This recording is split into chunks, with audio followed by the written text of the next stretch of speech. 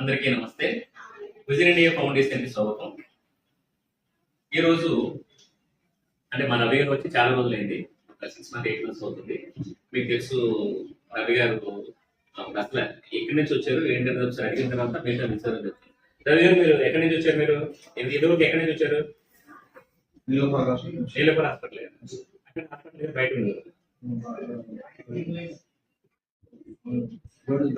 చెప్పి చేసి ఏడు దగ్గర పడుకున్నారు. మాకు చెప్పినారు అక్కడ ఒక పాప మీకు తెలిసిన ఆమె చూసి మన ఆశ్రమంలో ఇప్పుడు ఎన్ని మంది అవుతుంది ఇక్కడికి వచ్చి? 1 year 1 year అవుతుంది, వచ్చి సంవత్సరం అవుతుంది. అయితే ఇవన్నీ ఎందుకు అడుగుతున్నానంటే పాపం రవి గారు హాస్పిటల్ 3 months వరకు ఉన్నారు. ఇక్కడికి వచ్చిన తర్వాత ఇక్కడికి వచ్చినారు కదా మీకు చాలా బాగుంది కదా. అయితే ఇంకోటి పాపం రవి గారికి యాక్సిడెంట్ అయింది. యాక్సిడెంట్ అయితే కాళ్ళు రాట్లు తీయాలో మళ్ళీ వేరే ఏం చేయలేదు డాక్టర్ తెలియదు. అయితే మేము ఏంటంటే గాంధీ హాస్పిటల్కి పాపం రెగ్యులర్గా వెళ్తూ ఉన్నాడు, వస్తున్నాడు.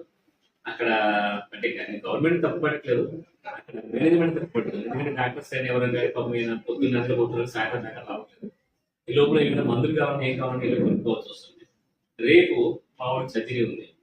ఈ సర్జరీ కోసం మేము అక్కడికి పంపిస్తున్నాం గాంధీకి. దయచేసి మీరు ఎవరైనా గాంధీలో ఎవరైనా రిఫరెన్స్ చెప్తే మా రవి గారికి కొద్దిగా బాగుంటుంది. అలాగే ఇప్పుడు రేపు వెళ్తున్నారు కాబట్టి మీకు ఖర్చులు కావాలి కాబట్టి మన దగ్గర నుంచి మనం కొన్ని ఖర్చులు కూడా సాధిస్తాము, తీసుకోండి.